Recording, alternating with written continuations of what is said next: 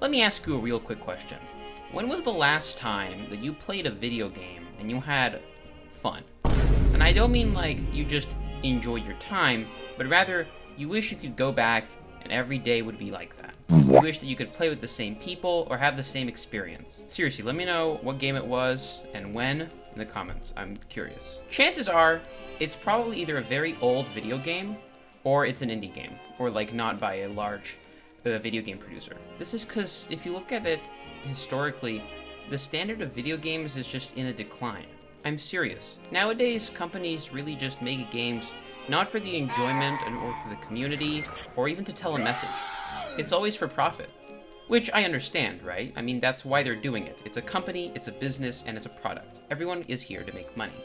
But the way that some developers are just doing it, it's so obnoxious, they're not even trying to hide the fact that they're trying to make money.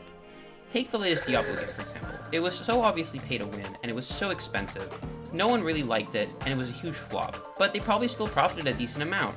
And at the end of the day, they don't care about their brand, they don't care about their reputation anymore. They just care about the money and making sure that they get their paychecks. And this is especially true for AAA games. And I'm sure that some people have already heard the good take, for once, that IGN had about this. And I have to agree.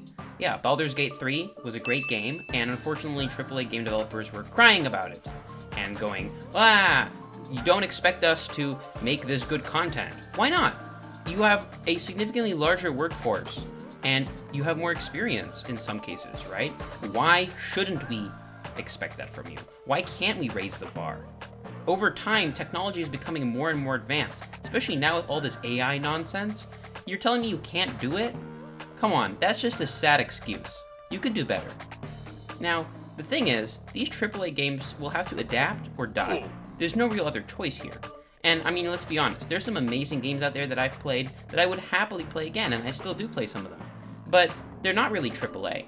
AAA games are just rushed and expensive. They're packed to the brim with microtransactions, and it's not fun. They're also designed in such a way where they're super grindy or repetitive, but they want you to keep playing because they want you to buy more stuff. Now, obviously, with the decline of AAA games like this, some other developers could jump on the situation and take advantage.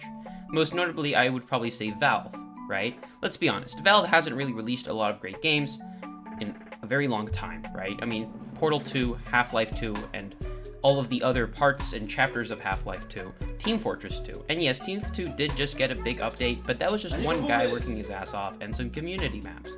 And yes, it was a great update. I love it, 100%. But imagine if Valve suddenly announced TF3 or Portal 3. The whole community would be so excited over it. They could really be raking in a lot of cash. And I'm sure even if it is something like Portal 3 and it'd be worth like, I don't know, $10, $15, they would still be making so much money.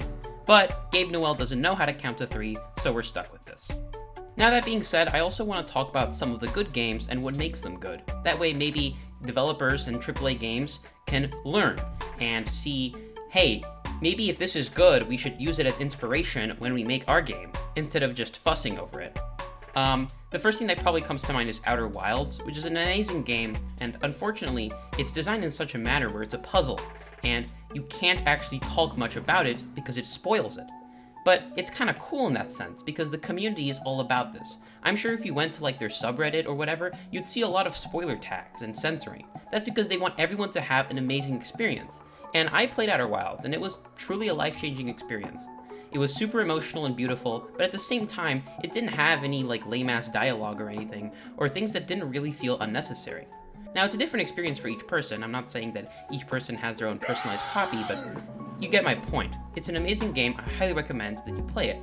But what makes it unique is the way that the exploration and puzzle solving is meant and developed. It's just so cool. Another really good game is Deep Rock Galactic, which is relatively old, but it's a lot of fun. And what I really like about it is it's super action-packed, right? There's always something to do, be it there's a swarm of enemies coming, or you have to do your assignments, and it doesn't really get boring. I wouldn't necessarily say the content's repetitive because of the way the terrain generation and modifiers are put in, and sure, it might get repetitive after like 100 hours, but it's still fun. And it's actually really overwhelming in that chaos sense, which is also what really makes it more fun. The music is really cool. I really do believe that music is an important part of video games, but I mean, let's be honest. If you have a AAA game, you can probably invest some of that money into good music, right? So hopefully they can make good music.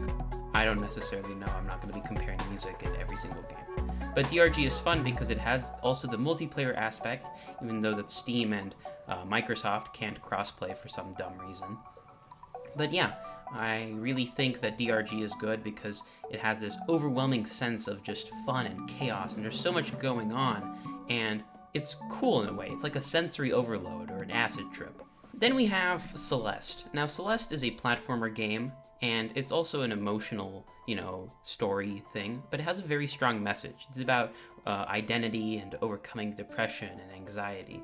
And the way that the game kind of fleshes out the characters in this really cute sense, and even though it's like a, pixelated style, I think it's a really good game.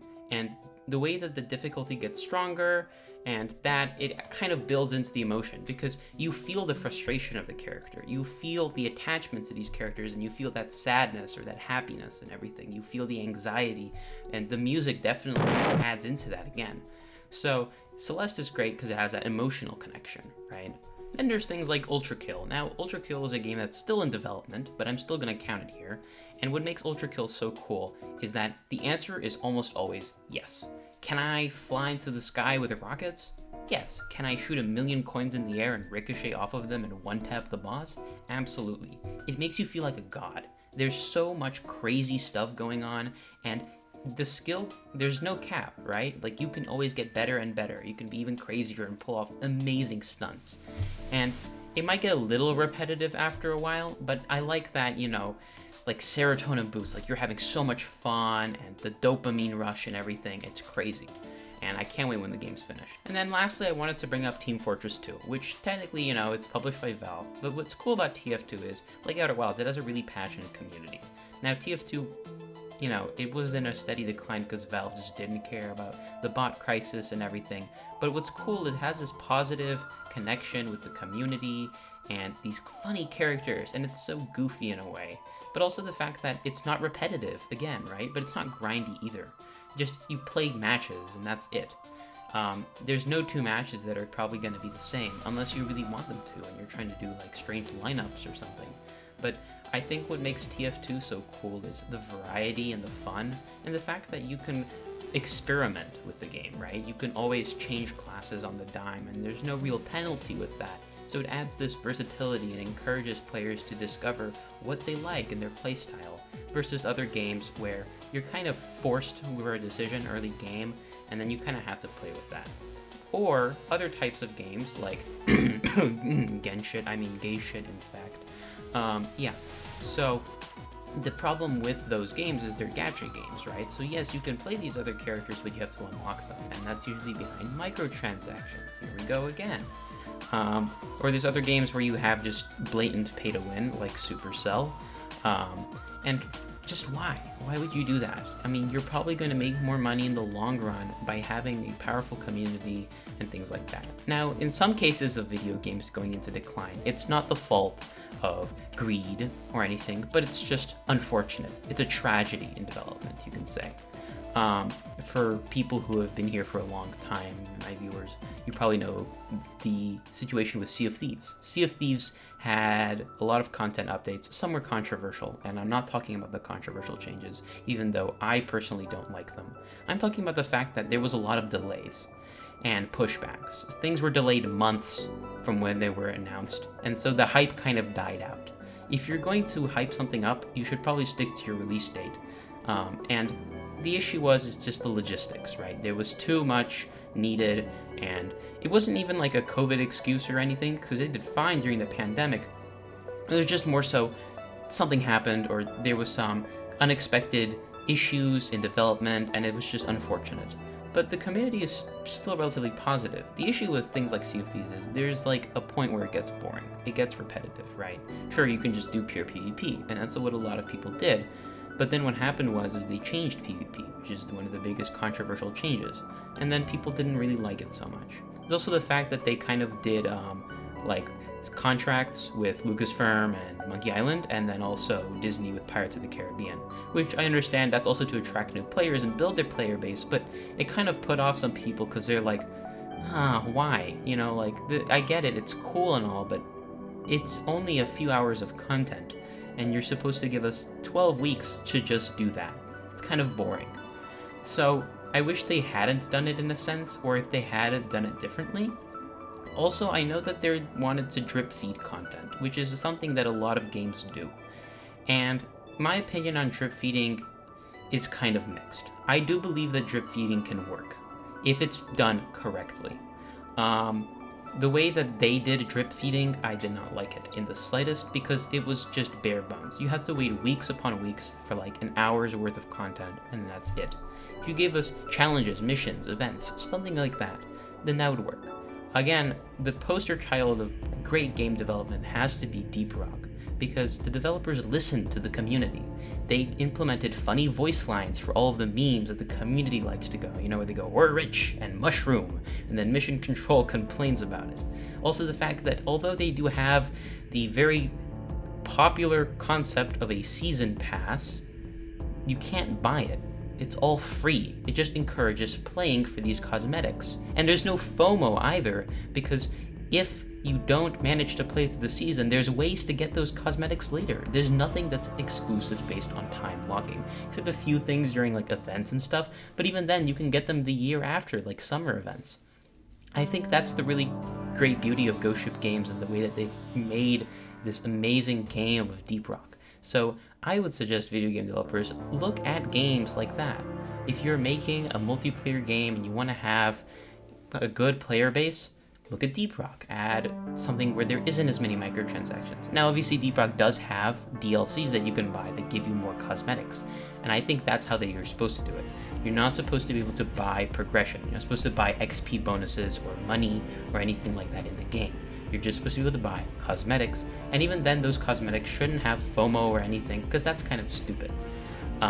Like Sea of Thieves, you know, that they locked it behind, but then technically speaking, they're available later. So you have to wait like a year for them to come back, which is stupid in my sense. I just don't like the way that they've pulled this off. In general, I would just advise everyone, if you are making a game about a specific category, just look at other successful games for inspiration. There's nothing wrong with being inspired and looking at other people who are successful. It's just like content creation. If I want to be a successful YouTuber, I should probably look at other people who are successful. And then based on their success, I should say, what are they doing right? What can I do? How can I mimic those things? I'm not saying completely copy everything. No. But look at it, study it, say, okay, this is what the people want, so let's give it to them. The way that gaming is just done these days, where it's all for money, is sad. And really, there's only 3 possibilities I see in the future. A, AAA games just die out. No one cares about them anymore. And indie games like Deltarune and Undertale, or just things like Celeste and Outer Wilds, they're going to dominate the world of gaming. Or B, gaming will just die. Something else will come and take its place and be the new next thing that generations will be obsessed with. I don't know. We really don't know. But it's up to these AAA games to change it and take the third option, which is adapting, changing, admitting their mistakes, and owning up to their actions, and making gaming a good world again. Thanks for watching.